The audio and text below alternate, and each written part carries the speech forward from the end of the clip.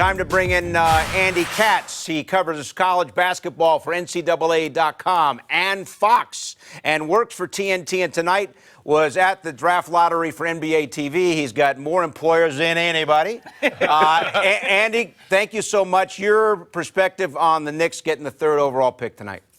Okay, first of all, I know everyone wanted Zion Williamson, but this is a pretty good consolation prize, I would say, for Memphis or for New York, because, Ja Morant and or R.J. Barrett, especially if the Knicks were to get R.J. Barrett. It was a year ago, and I think Wally might have pointed this out earlier. If I've got that correctly, he was the projected number one pick. And you could still make an argument, and some have, that he might be the better overall basketball player than Zion Williamson. Now, Zion Williamson is certainly more impactful, certainly much more of a physical specimen. And we saw the reaction from the Pelican ticket sales. If you saw that on Twitter, they went euphoric because obviously they're going to be able to sell a lot of tickets with Zion Williamson coming to New Orleans. But this is a pretty good deal for New York to be in the top three because let's say if you get Barrett, I think you got a potentially great basketball player. If you get Ja Morant, you've got a game changer at that position. Now, some may argue, is he proven enough by the level that he played? Certainly in the game he had against Marquette, shown pretty brightly for his potential. So I think it's still a win-win for the Knicks, even though they don't get Zion Williamson, who was obviously the coveted sort of a holy grail in this draft. Andy, can you see even a scenario where you don't know what's going to happen at 2? Like the given is at 1, but as you mentioned, the two players, R.J. Barrett and Ja Morant, either player can go 2, either player can go 3 in this situation, right? There's no given at 2 here either, no matter, you draft best player available, but this is more a need at pick at 2 and 3, correct? Yeah, I think that anyone who says unequivocally Ja Morant is 2, I think that's a little, you got to slow that, okay? Slow down there, Bill. Because, once they get him into a workout, maybe they do their more due diligence. Are they sold on him as that player, for them, that game changer? Now, Memphis has a good core. We talked to Elliot Perry on NBA TV, and they're really excited with the potential choice of either one of those players. And so I agree with you. I think the Knicks will bring in, by the way, both those guys. Zion's only going to go to New Orleans, but I think the Knicks will bring in, Ja Morant. They will bring in R.J. Barrett. They may bring in another player just in case something happens above them with a trade. But really, those are the two guys that I would think that they would obviously be looking at. And if R.J. Barrett falls to them, I still think this is a home run draft for the New York Knicks.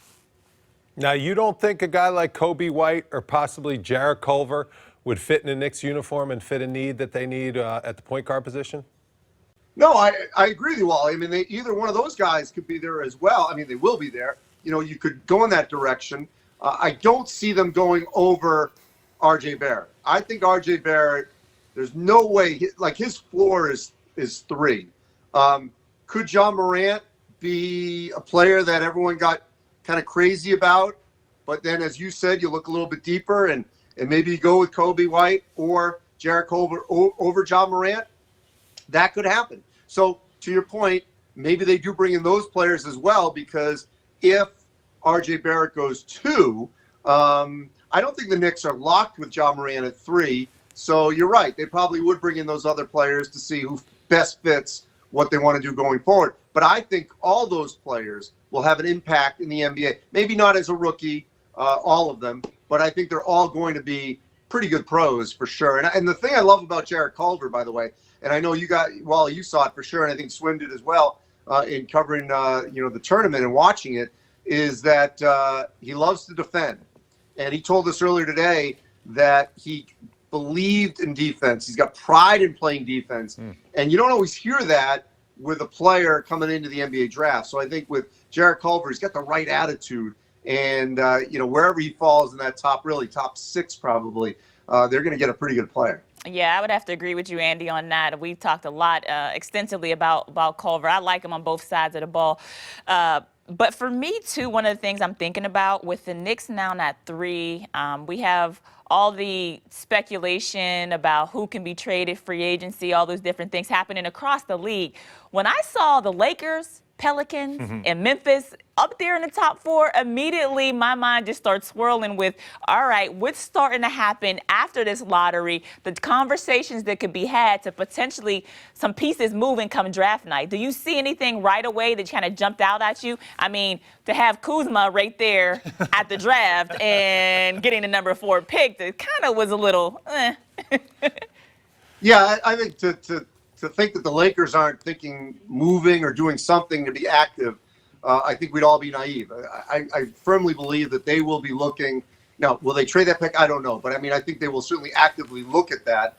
I don't buy for a second, any of that discussion that was pre-draft of, if New Orleans got the number 1 pick, of moving it in any way, or if the Knicks, had gotten it, of moving. I think that was the scenario. The Knicks getting it and then moving to try to get at Anthony Davis. I just can't see any way that anyone, in this case being New Orleans, moving the number 1 pick with Zion Williamson, because he delivers all of that. And as an owner, and in this case, Benson, I don't think she would ever look at, taking away a potential franchise player that can bring people into the seats, that will be great in the community. He's very personable. He's already got tons of followers on social media. So there's just no way that's being moved. I mean, there's been other years, obviously, where there's been discussion about that. So that's not going to happen. I guess I wouldn't rule out Memphis making a move or the Knicks at 3, but I still think that R.J. Barrett and Zion are the 2 can't-miss players in this draft. Now, so if R.J. Barrett goes 3 versus 2, does the team, like the Knicks, that stays at 3, do they end up getting, the second or top player in this draft? Possibly. That could happen. I mean, look, Kawhi Leonard, wasn't the number 1 draft pick. Damian Lillard wasn't the number 1 draft pick. Neither was Steph Curry. Wally, you played in the MAC, so that you don't have to have come from a blue blood to produce in the NBA, and we're seeing that here in both Eastern and Western Conference Finals. Andy, hey, thanks so much. We're really glad you were able to join us. Can't thank you enough for your time tonight. All right, thanks. Have fun over there. For more great videos from the MSG 150, check out right there. And remember, our show is on Monday through Thursday, 8 to 10:30 p.m. on MSG Network and MSG Go.